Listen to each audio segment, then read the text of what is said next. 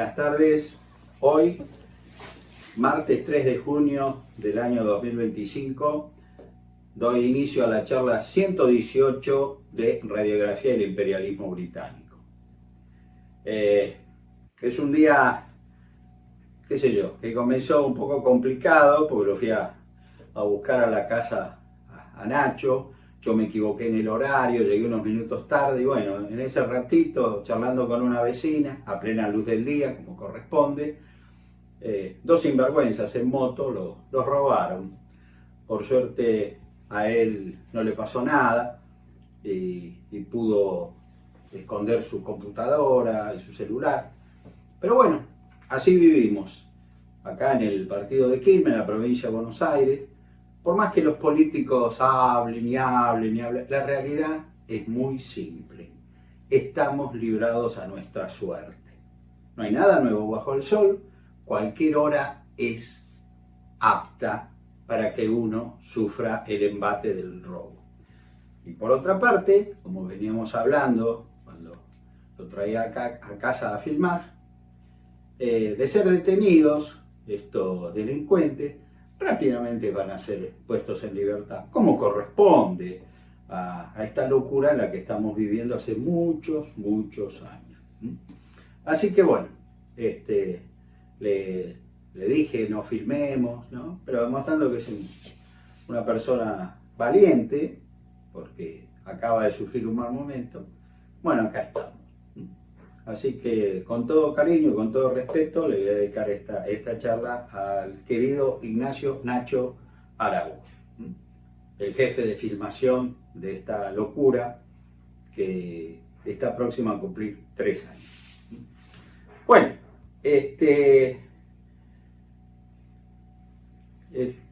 dejamos al general Lavalle llegando a la isla Martín García, transportado en buques franceses, porque Francia en ese momento estaba enfrentada a Juan Manuel de Rosas, y esto, que a uno no le agrada, que una potencia extranjera se meta en nuestros asuntos, ha sido usado por los panegiristas de Juan Manuel de Rosas como diciendo, ¿ves? Usó naves extranjeras, bla, bla. Sí, es cierto, no lo oculto, no barro nunca bajo la alfombra.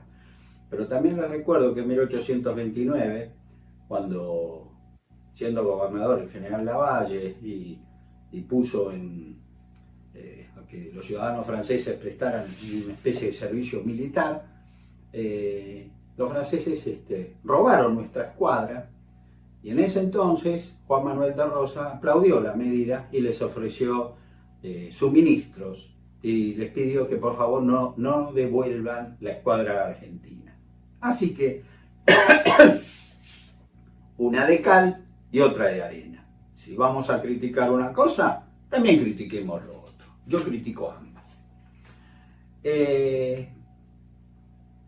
Estando en la isla Martín García, la que había desembarcado el 12 de julio de 1839, sin que pudiera recibir más tropas, por así impedirlo, ese pérfido personaje que era el presidente del Estado Oriental, el general Fructuoso Rivera, que andaba tratando de amigarse con Juan Manuel de Rosas, fue detenido un espía rosista, digamos, Antonio Suso, que, observen el detalle, disfrazado de mujer, en un lanchón quiso llegar, pasando cerca de Martín García, a Buenos Aires, llevando cosido en sus enaguas un proyecto de un tratado de paz que Rivera le ofrecía a Juan Manuel de Rosas. Fíjese, increíble, disfrazado de mujer.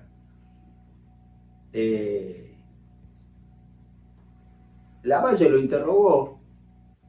Yo, más o menos conociendo la personalidad de Lavalle, me imagino que seriamente lo interrogó, pero en el fondo haría esfuerzos por no reírse, porque tener a un hombre disfrazado de mujer como espía, bueno, hasta resulta gracioso. Este hombre además llevaba un rico bolsillo de terciopelo de oro de realce que mandaba doña Bernardina para Rosas. El general Lavalle reconvino agriamente a Suso, que estaba muy asustado, porque ustedes saben que la pena del espía es el fusilamiento, pero lo dejó seguir su viaje, devolviéndole los papeles. Me imagino que le habrán acomodado la peluca y puesto el peinetón, y dice, bueno, siga para Buenos Aires, haciéndolas reír de toda la tropa unitaria que estaba ahí, ¿no es cierto? Con gran alegría, a los pocos días en Martín García, fueron recibidos los viejos granaderos, sus viejos camaradas, los coroneles José Valentín de Olavarría, Isidoro Suárez y Niceto Vega, que habían logrado evitar el cerco perimetral, digamos, en la costa oriental que impuso Fructuoso Rivera, siendo digno de mención que entre los nuevos recién llegados que se unían a las tropas de Lavalle se encontraba un hijo del brigadier Juan Facundo Quiroga, quien estaba convencido que su padre había sido asesinado por orden de Rosas y quiso luchar bajo sus órdenes. Referente a esto, como dice el dicho, hay una biblioteca que dice que sí y otra biblioteca que dice que no. En lo particular, yo no lo creo, pero lo que yo crea, en definitiva, es anecdótico. La cuestión que el hijo de Juan Facundo Quiroga pensaba que a su padre lo habían asesinado por orden de Rosas, que para mí, repito, no es cierto, y él se puso a las órdenes de Lavalle. Fíjense qué cosa, ¿no? Tan extraña, por decirlo de alguna manera. El jueves 18 de julio, Lavalle le escribe a su amigo oriental Andrés Lama esta profética carta. Yo no espero nada del general Rivera, sino hostilidades. Está poseído de una rabia frenética, no tanto contra la empresa, sino contra mí. Pronto llorará su ceguedad, su propia conciencia será mi vengadora. Si yo no triunfo sobre Rosas, su nombre será objeto de execración en todos los pueblos argentinos, y si no, cargará con la ignominia de mi muerte. Jamás he hecho un pronóstico con más confianza, increíblemente acertado. Ya Lavalle pronosticaba, yo en esto voy a morir, en esta partida voy a morir. En cuanto a mí, usted me ve en un camino único, el de la patria, y aunque todo el universo me conjurase, yo iría a morir allí, porque así me lo manda mi deber y mis compromisos. En una reunión familiar hace unos días, mi querido sobrino mayor, Miguel Gonzalo Larte, me ha criticado cariñosamente, nos queremos muchísimo, que medio tu parcialidad, tío, con Lavalle. Y bueno, ¿qué querés que le haga, mi querido sobrino? Yo lo admiro. Es así de simple. Confieso que en esto la admiración a veces se trasunta. Lavalle podría haberse quedado tranquilo, podría haberse ido a Río de Janeiro, podría haberse hecho el tonto y no participar. Participó, sabiendo que en esta jugada de truco, él no tenía las mejores cartas. Yo creo que fue Martín García con 3-4. Sin embargo, hasta haciendo una premonición sobre su muerte, yo voy a seguir. El domingo 28 de julio de 1839, recibieron de Montevideo 425 lanzas, chiripás, ponchos, frenos para los caballos, y al poco tiempo se les unió el célebre poeta gauchesco Hilario Ascasubi, ¿no?, que envió además 50 sables. Entonces, Lavalle, percatándose con esa pequeña tropa y con tan poco armamento, poco podían hacer en Buenos Aires, decidió desembarcar en Entre Ríos, que quedaba muy cerca de Martín García, como cualquiera observa el mapa se da cuenta.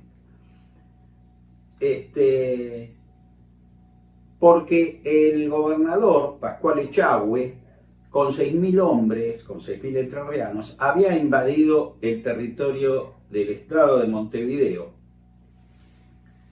Y por ese motivo, no por cariño a Fructuoso Rivera, que evidentemente no lo tenía, Lavalle desembarca el jueves 5 de septiembre en Gualeguaychú. Solo cuenta con 462 hombres. Fíjense qué osadía, ¿no es cierto? Iba a una provincia muy rica como es Entre Ríos, donde había muchas tropas federales, y sin embargo él, yo me voy a Entre Ríos, porque si yo actúo en Entre Ríos voy a evitar que Pascual Echagüe pueda conquistar Montevideo. En esos días le envía una carta, otra nueva carta a su amigo Andrés Lama, montevideano, y le dice así: a mí me es indiferente empezar por una u otra parte, pero no al pueblo oriental invadido. Yo tengo pues que obedecer a su interés. Querido amigo, me voy a Entre Ríos. En Buenos Aires se van a desesperar, pero así lo exige el bien público. Pese a tan exiguo contingente, como Lavalle, el domingo 22 de septiembre venció en Yeruá, con 462 hombres, a 1.800 soldados entrerrianos que salieron a enfrentarle. Fructuoso Rivera, demostrando lo acertado de un apodo que le había puesto Rosa, del Pardejón, que es un toro malísimo y perverso, ¿no? En el idioma que se hablaba en esa época, cuando uno en su manada de ganado vacuno tenía un toro medio rebelde, medio taimado, le decían perdejón. Y entonces Rosas a Rivera le decía el perdejón. Al enterarse de esta victoria de Lavalle y sabiendo que Echagüe ha pasado con sus tropas sobre la banda oriental, sobre la República Oriental del Uruguay, se amiga, digamos, entre comillas, con Lavalle, ¿no? Era un hombre, era una veleta, iba para un lado, iba para el otro, según su conveniencia. Y Lavalle, luego de ese triunfo, sigue hacia el norte y va a llegar a la provincia de Corrientes.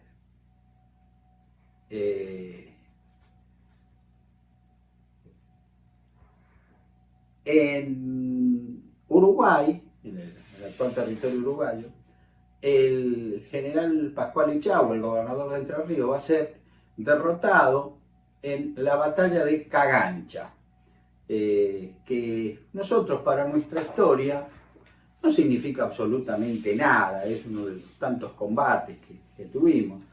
Pero si usted, amigo que me está escuchando, tiene una oportunidad de pasear por la hermosa ciudad de Montevideo, va a ver que hay una calle muy importante que se llama Cagancha, y donde la misma empieza, cuentan que ellos, los orientales, vencieron al ejército argentino. Bueno, en parte algo de razón tienen, pero en realidad no vencieron al ejército argentino, vencieron a un ejército entrerriano. Entre Ríos forma parte de Argentina, eso lo sabemos todos. Pero las cosas como corresponden, ¿no es cierto? No vencieron a la Argentina, vencieron a un ejército entrerriano.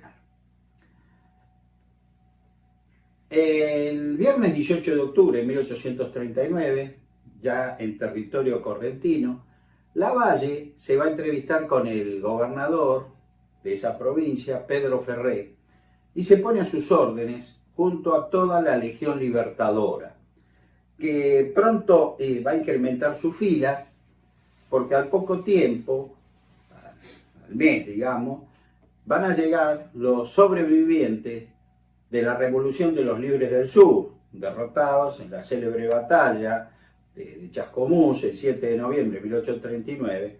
En este caso, los que llegan vienen comandados por el valiente coronel Manuel Leoncio Rico, a cuya historia me he referido en la charla pasada. Una mañana, mientras están adiestrando tropas, los correntinos son muy valientes, muy predispuestos, pero no tienen una buena formación militar. Bueno, Lavalle trabaja de sol a sol para que esos entusiastas guerreros estén en condiciones de luchar contra un ejército bien preparado, como era el federal de, ¿cómo se llama?, de Entre Ríos.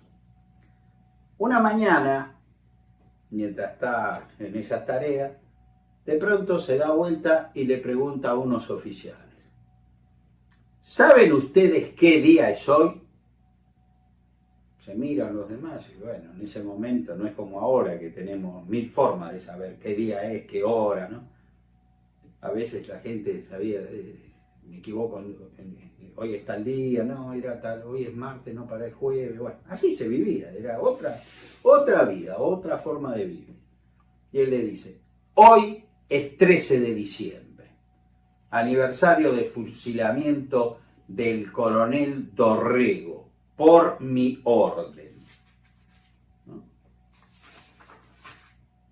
Señores, ¿qué significa este por mi orden? De un mozo valiente de 30 años que por disponer de 500 lanzas atropella las instituciones para quitar del medio al primer magistrado, al capitán general de una provincia. Ah, señores, los hombres de casaca negra, ellos, con sus luces, sus experiencias, me precipitaron por ese camino, haciéndome entender que la anarquía que devoraba la gran república, pesa del caudillaje bárbaro, era obra exclusiva de Dorrego. Más tarde, cuando varió mi fortuna, se encogieron de hombros, pero ellos, al engañarme, se engañaban también, porque no era así. Dorrego solo explotó en su beneficio el mal que estaba arraigado en el país, como se ha visto después. Si algún día volvemos a Buenos Aires, juro sobre mi espada, por mi honor de soldado, que haré un acto de expiación, como nunca se ha visto. Sí, de suprema y verdadera expiación. Esto demuestra el calvario, la amargura que sufrió Lavalle desde el 13 de diciembre de 1828. Porque, entre paréntesis, sectores políticos, o los políticos de siempre, lo hicieron cometer el peor error de su vida, del cual se arrepintió 1000 veces. Pero él asumió que por su decisión, por mi orden, como él les dijo a estos oficiales, ordenó el fusilamiento de Dorrego. Y al fusilarlo a Dorrego, se condenó por el resto de su vida a tener en su conciencia esa sangre que nunca, repito, que nunca debió ser derramada. Lavalle decide ir a luchar a la provincia de Buenos Aires. Ya vemos que Lavalle también va para un lado, va para el otro, las circunstancias lo van guiando. No hay un plan. Pasó de Montevideo a Martín García, que iba a ir a Buenos Aires. No, pero Buenos Aires ahora no, paso a Entre Ríos. De Entre Ríos voy a Corrientes. Ahora estoy en Corrientes, voy a Buenos Aires. Así fue esta desdichada campaña. Nuevas intrigas del presidente oriental Fructuoso Rivera van minando sus fuerzas, siendo muy sentida para Lavalle la partida de su amigo, el coronel Martiniano Chilavert, con el cual ha combatido muchos años durante la Guerra de la Independencia y la Guerra de Brasil. Y Chilavert se fue hiriéndolo ¿no?, personalmente, diciendo, lo acusó de comandar una errática campaña con inexistente logística, pues marchaban sin cartuchos y con lo expuesto. Lo cual es prácticamente lo que acabo de decir. Pero si Lavalle me hubiera escuchado a mí, ¿quién soy yo? Un ignoto personaje. Martiniano Chilavert pesaba mucho, porque entre otras cosas, era un valiente y querido amigo. Al poco tiempo inicia su marcha lenta hacia Buenos Aires. Ya ahora sus fuerzas son 2.500 jinetes, 300 infantes y 2 piezas de artillería de A4, advirtiendo con gran dolor que muy pocos voluntarios se le unieron en su marcha en la lucha contra Rosas. La gente, especialmente cuando él va a desembarcar en la provincia de Buenos Aires, estaba convencida que Rosas era invencible. Quizás no querían al gobernador Juan Manuel de Rosas, quizás les parecía terrible su gobierno, pero le tenían mucho miedo. Y bueno, el miedo paraliza. Entonces cuando las tropas de Lavalle iban pasando, la paisanada del lugar salía corriendo. No por amor a Rosas, por miedo.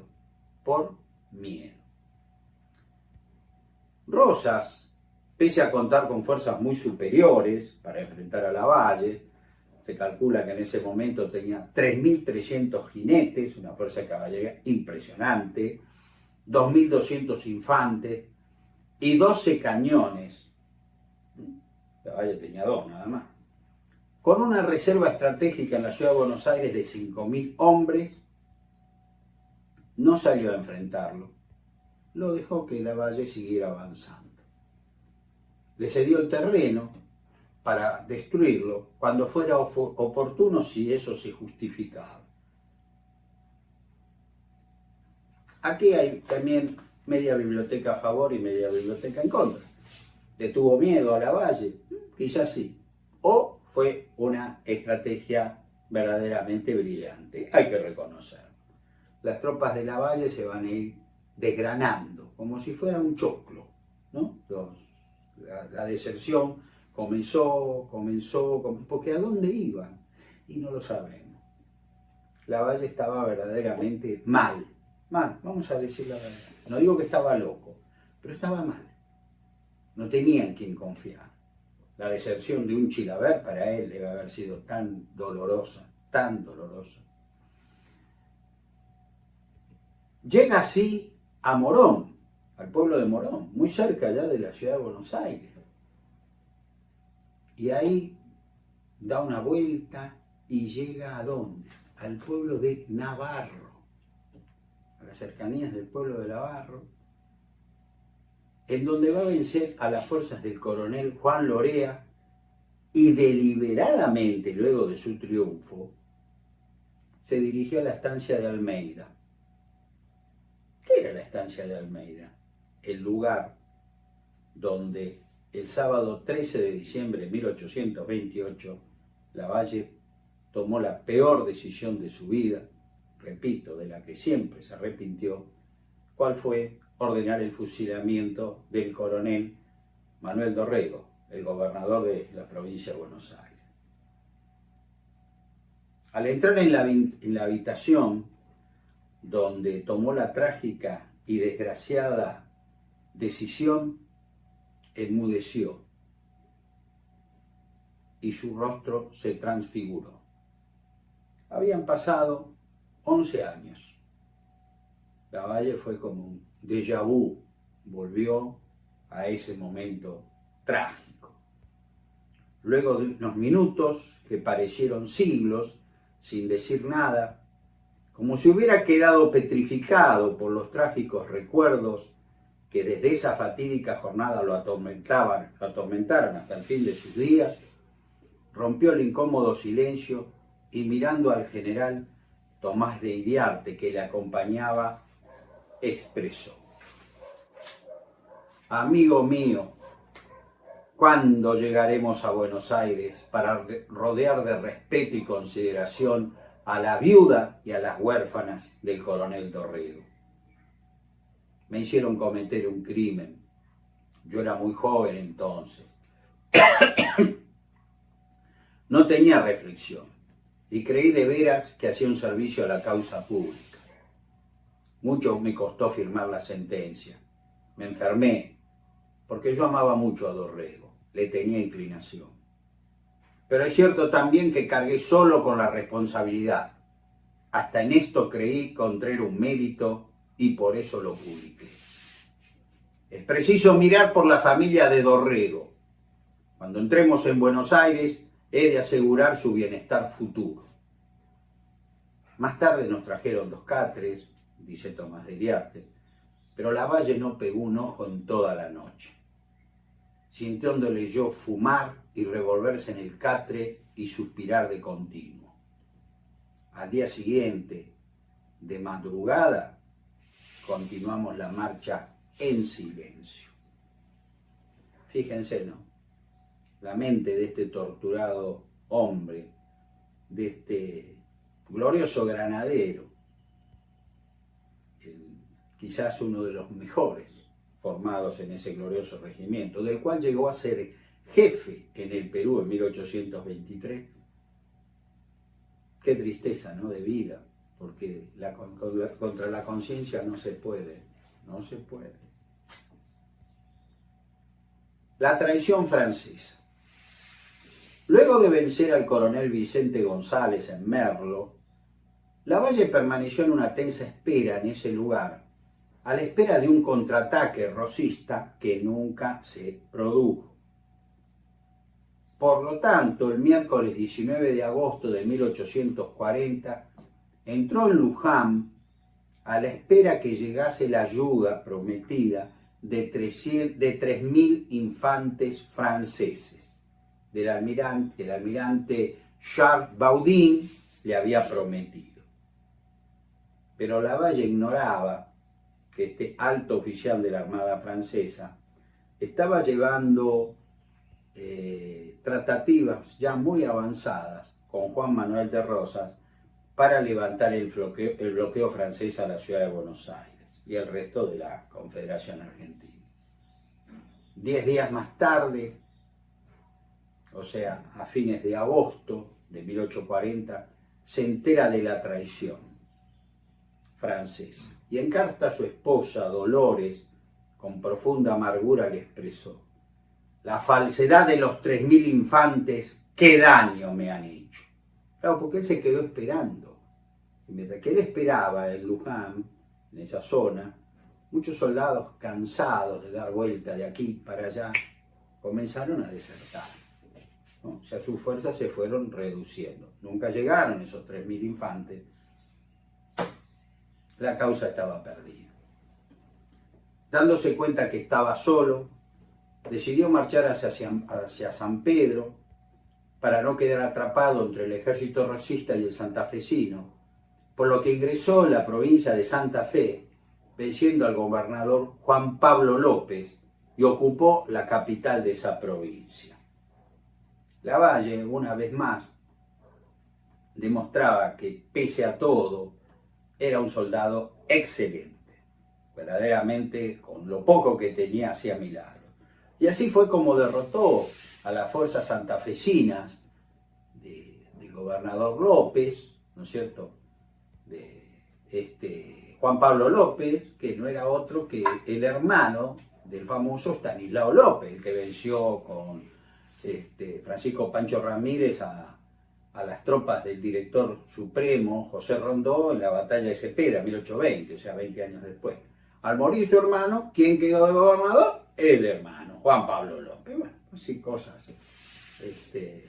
que a veces vemos también en la política actual, ¿no es cierto? Que papá fue político, el nene fue político, el nieto fue político, y es como una casta, ¿no?, de la cual tanto se habló últimamente.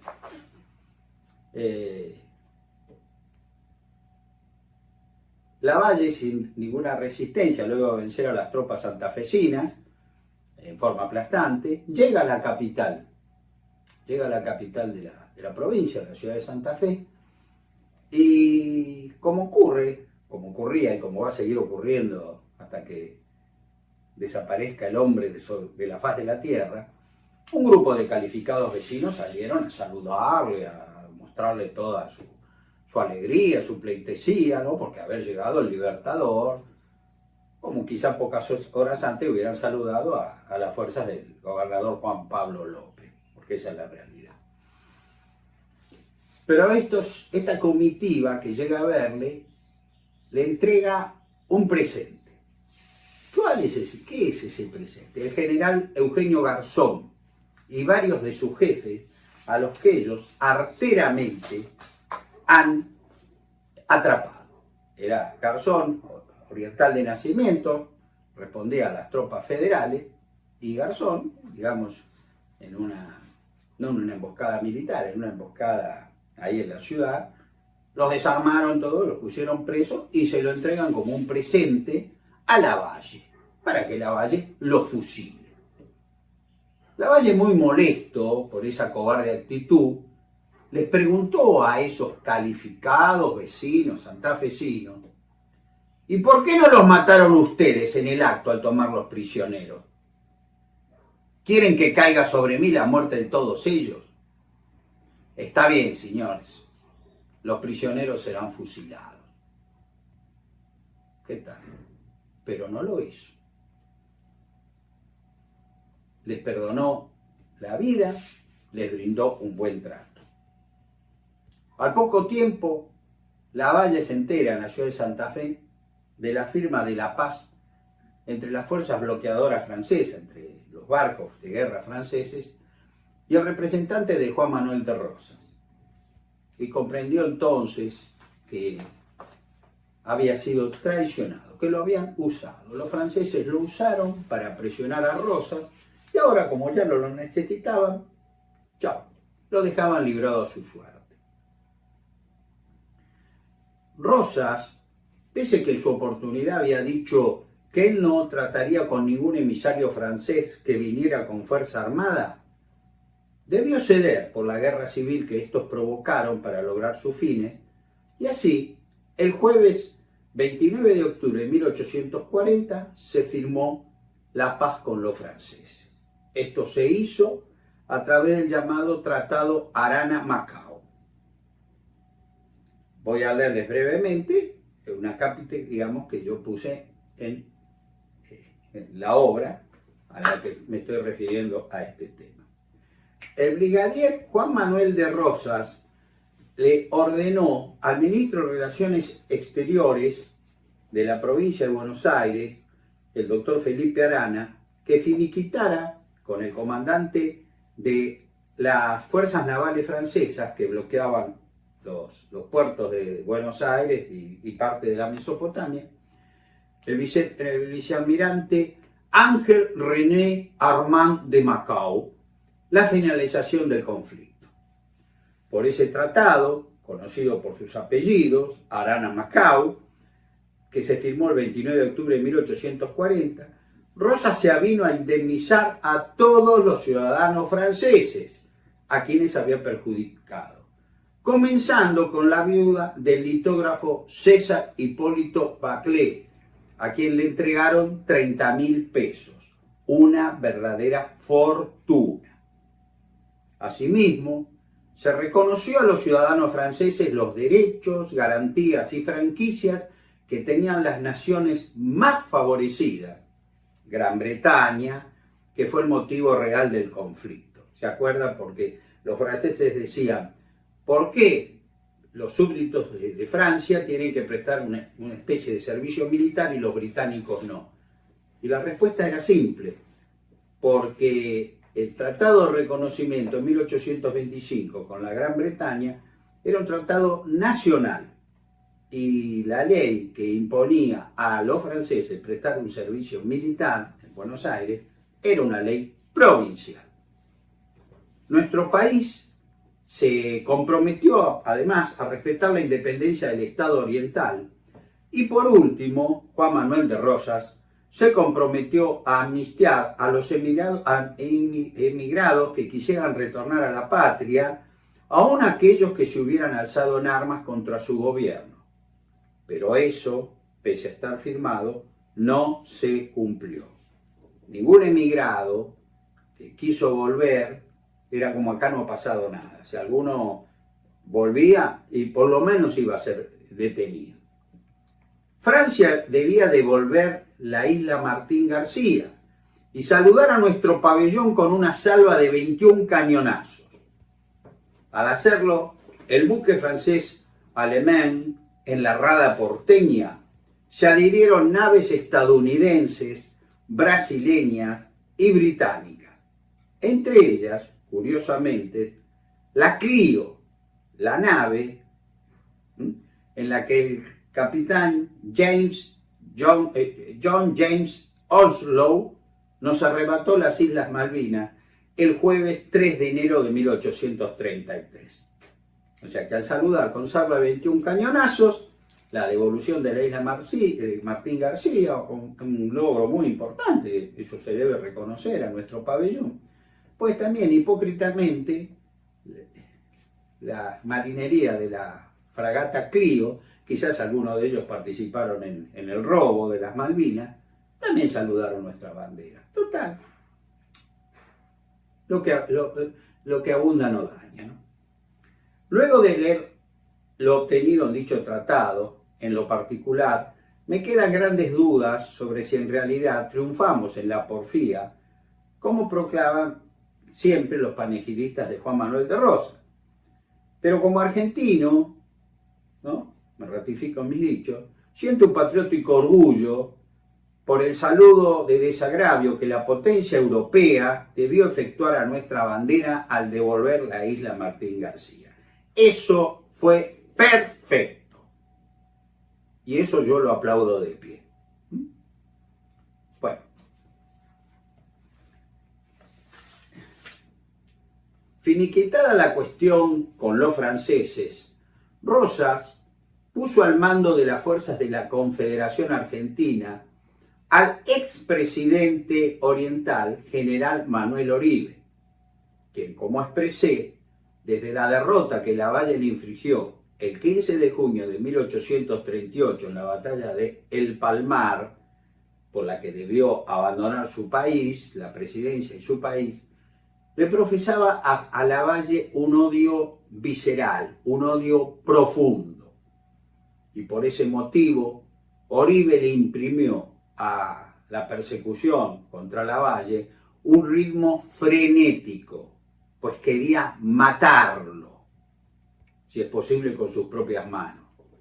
Habiéndole prometido a Juan Manuel de Rosas que regresaría a Buenos Aires con su cabeza para que fuera exhibida en la punta de una pica en la Plaza de la Victoria para su humillación póstuma y escarnio público.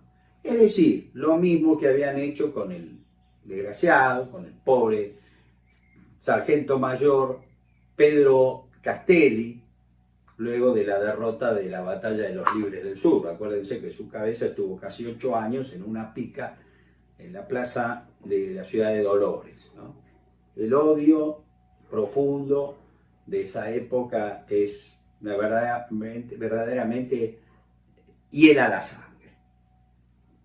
La determinante derrota de Quebracho Herrado. Lavalle no pudo reunirse con el general Gregorio Araoz de la Madrid en la fecha acordada, a fin de unir sus fuerzas con la denominada Coalición del Norte, y eso resultó fatal, pues Manuel Oribe lo venció en la batalla de Quebracho Herrado el sábado 28 de noviembre de 1840. La derrota de Lavalle se debió a dos factores.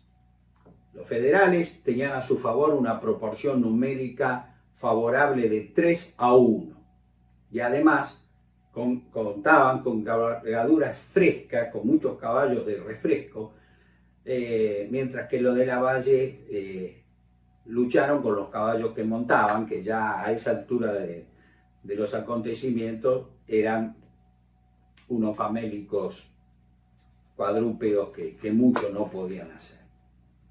A las 5 de la tarde la dispersión de las tropas de Lavalle era completa.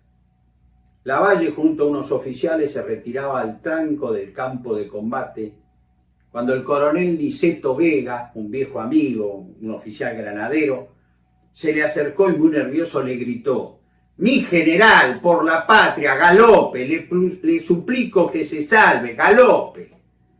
Lavalle detuvo su caballo, agradeció ese gesto de lealtad de su amigo y al ver un escuadrón de caballería que marchaba hacia ellas le ordenó: «Detenga usted a esa canalla». Niceto Vega cumplimentó la orden de inmediato, picando espuelas con 100 hombres. En esos momentos tuvo lugar un gesto de nobleza que define la figura del general Juan Galo de Lavalle, que representó para muchos de sus enemigos, frente a sus enemigos, su hombría de bien. El general Eugenio Garzón, recordarán aquel jefe oriental, aquel jefe federal, que en Santa Fe se lo entregaron a Lavalle junto a otros para que lo fusilara y él no lo hizo, se le acercó, estaba prisionero, pero se le acercó y le dijo: «General, vengo a pagar las distinciones que he recibido de usted. Permítame seguir su mala suerte. Quiero participar de su destino». O sea, el general Garzón se ofreció a pelear con Lavalle, a morir con Lavalle.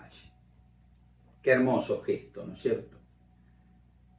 Lavalle, gratamente sorprendido por la grandeza de su viejo camarada de armas, porque también lo fueron, le respondió: «No, Garzón, vaya usted y haga valer su influencia en favor de esos desgraciados prisioneros». Y a continuación ordenó al oficial Rufino Varela que acompañara a Garzón a parlamentar con Manuel Oribe. Al aproximarse al cuartel de este jefe oriental, del expresidente del Uruguay, portando una bandera blanca, un grupo de soldados federales desmontaron a Rufino Varela y lo degollaron pese a los ruegos de Garzón, pues la orden que tenía era pasarlos a cuchillo a todos los salvajes unitarios. Mis queridos amigos, con esto doy por terminada la charla 118. Si Dios quiere, nos reencontraremos el jueves próximo dando inicio a la 119. Como siempre han sido ustedes muy amables y les repito, estoy presto y abierto a sus comentarios, a sus críticas y bueno, nos vemos la próxima charla. Buenas tardes.